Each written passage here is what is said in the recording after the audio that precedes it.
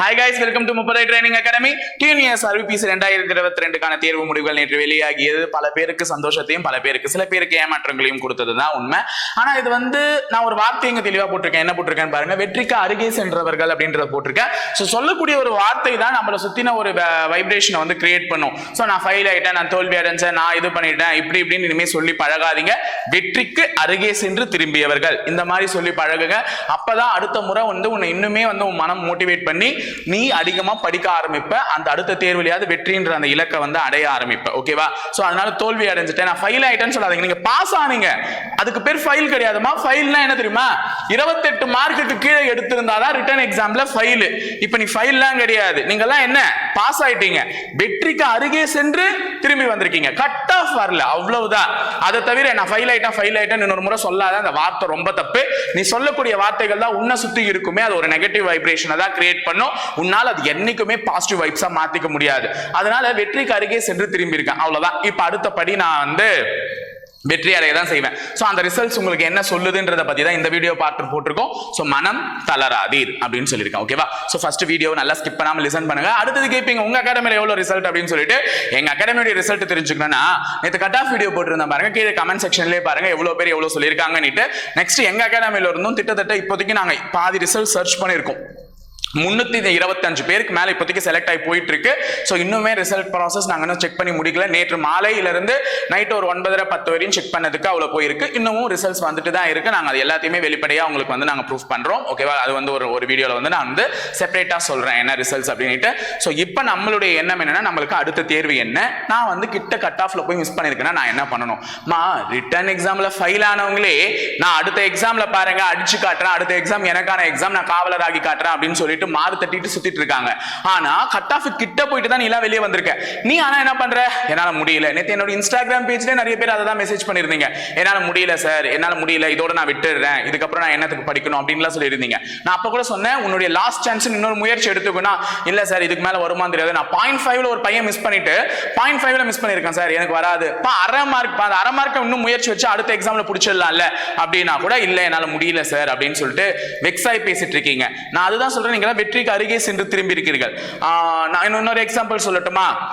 ஒரு கிணத்துல மாட்டிக்கிட்ட தவிர பாய்ஞ்சு தான் அந்த கிணத்தினுடைய விளிம்ப சென்று அடையும். அதாவது அதோட இந்த பாய்ச்சல் அந்த கிணத்தினுடைய விளிம்பு அது டச் பண்ணிடுச்சுன்னா தான் அது முடிவெடுக்கும் அடுத்த பாய்ச்சல நம்ம எப்படி பாயணும் அப்படின்ட்டு.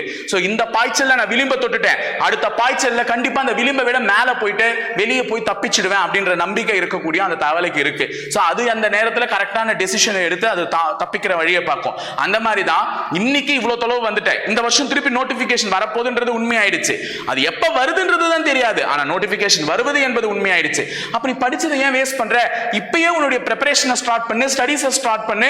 மனம் தளராம உட்கார்ந்து படி. வேலைக்கு போயிட்டே கூட படி. உட்கார்ந்துட்டு 1 மணி நேரத்துக்கு டெய்லி ஒரு 2 மணி நேரம் அல்லது 3 மணி நேரம் அதுக்கு ஸ்பெண்ட் பண்ணி உட்கார்ந்து படிக்க ஆரம்பியே. நீ நோட்டிபிகேஷன் வரதுக்குள்ள கிட்டத்தட்ட முக்காவாசி சிலபஸையே முடிச்சிடுவேன். நோட்டிபிகேஷன் வந்ததுக்கு அப்புறமா ரிவிஷனும் பண்ண ஆரம்பிச்சிடுவேன். இதுக்கு போய் பயந்துகிட்டு நான் பின்வாங்குறேன்னா நான் ஒன்னும் போய் தனியா உட்கார்ந்து படிங்க, அதுக்குன்னே ஸ்டடீஸை கண்டினியூ பண்ணுங்க, வேலையை விட்டுருங்கலாம் சொல்ல. வேலைக்கு போயிட்டே கூட படி. கண்டிப்பா உன்னால முடியும்ல. முடியாததுன்னு எதனா இருக்கா? சின்ன வயசுல இருந்து நம்மளால எவ்வளவோ கஷ்டத்தை தாங்கிட்டு வந்துட்டோம். இந்த ஒரு வருஷம் பட்டுட்டோம், இந்த ஒரு வருஷமும் கஷ்டப்பட்டுருவோமே. கண்டிப்பா அடுத்த வருஷம் நமக்கு வேலை கிடைக்கிறதுக்கா இல்லாம போயிட போகுது. இப்போ உன் கண்ணுல தெரியறதெல்லாம் இந்த 85ல இருந்து 88ன்ற இந்த நம்பர் மட்டும்தான் உன் கண்ணுக்கு தெரியணும். இந்த நம்பரை மட்டுமே தான் நீ போக்கஸா வைக்கணும். இந்த நம்பரை தாண்டணும் மட்டுமே குறிக்கோளா வச்சு செயல்படு. கண்டிப்பா உன்னால தாண்ட முடியும். ஓகேவா? எப்படி ஒரு கிணத்துல இருக்கக்கூடிய தவளை பாஞ்சு வெளியே வருதோ அந்த மாதிரி நீயும் பாயில கண்டிப்பா வெற்றியை நோக்கி அடைஞ்சிடுவ. ஏன்னா தோல்வி நீ அடுக்கிட்டு போயிருக்க. அந்த தோல்விகள் அடுக்கி சென்றது படிக்கட்டுகளாக, அந்த தோல்விகள் படிக்கட்டுகளாக இப்ப நின்றுட்டு இருக்கு. சோ அடுத்த நீ எடுத்து வைக்கிற அடி வெற்றின்ற அந்த இடத்துக்கு போயிட்டு சேருமே தவிர கண்டிப்பா தோல்வியில மறுபடியும் போய் முடியாதுன்றதுதான் எங்க பக்கம் இருந்து நாங்க உங்களுக்கு சொல்லக்கூடிய ஒரு நம்பிக்கையான வார்த்தை. சோ அதை அனுபவிச்சு நல்லபடியா என்ன பண்ணுங்கன்னு பாத்தீங்கன்னா, நெக்ஸ்ட் எக்ஸாம்கான ப்ரிப்பரேஷன்ல ஒன்றே செய், அதையும் நன்றே செய், அதையும் இன்றே செய்யும் சொல்லியிருக்காங்க. ஸோ இன்னில இருந்தே உட்கார் உன்னுடைய நெக்ஸ்ட் ப்ரிப்பரேஷன். நல்ல நாளெல்லாம் பார்க்காது, இன்னைக்கு ரொம்ப நல்ல நாள் தான். ஏன்னா நம்ம என்னைக்கு படிக்க ஆரம்பிக்கிறோமோ, நம்ம என்னைக்கு நல்ல முடிவு எடுக்கிறோமோ நம்ம வாழ்க்கைக்காக, அது எல்லா நாளுமே நல்ல நாள் தான். ஸோ இன்னைக்கு உன்னுடைய நல்ல நாளா ஆரம்பிச்சுட்டு இன்னைக்கு ப்ரிப்பரேஷனை தொடங்கிட்டு 1 மணி நேரம் ஒரு முற்றுப்புள்ளி போட்டு கஷ்டங்கள் கவலைகள் எல்லாத்துக்குமே ஒரு முற்றுப்புள்ளி வச்சுட்டு, யாருக்கு தான் இல்ல கஷ்டம்? இன்னைக்கு நான் பேசிட்டு இருக்கேன்னா எனக்குமே 1000 கஷ்டம் இருக்கும். ஆனா முன்னாடி வரும்போது என் கஷ்டத்தை நான் வெளிப்படுத்திக்கல. அந்த மாதிரி தான் நீங்களும் உங்க கஷ்டத்தை இன்னொருத்தர் முன்னாடி வெளிப்படுத்தி உங்களை நீங்க பலவீனமா காட்டிக்காதீங்க. உங்களை ஒரு பலம் மிகுந்த ஆளா காட்டிக்கோங்க. நல்லபடியா செயல்படுங்க. இன்று நான் சொல்ற இந்த ஒரு வார்த்தையை மனசுல பதிஞ்சிட்டு நான் ப்ரிப்பரேஷனை ஸ்டார்ட் பண்ணிடுறேன் சார் அப்படின்னு நீ கமெண்ட்ல போட்டுட்டு தான் இன்னைக்கு நீ போனோம். உன்னுடைய ப்ரிப்பரேஷன் ஸ்டார்ட் பண்ணிட்டேன்ற வார்த்தையை கேட்டுதான் நான் இங்க உனக்காக அடுத்தடுத்த முயற்சிகளை எடுத்துட்டு இருக்கேன்ற நம்பிக்கையோட நான் இந்த வார்த்தையை சொல்லிட்டு கிளம்புறேன். தயவு செஞ்சு ப்ரிப்பரேஷன் இன்னில இருந்து ஸ்டார்ட் பண்ணிடுங்க. படிக்க ஆரம்பிங்க.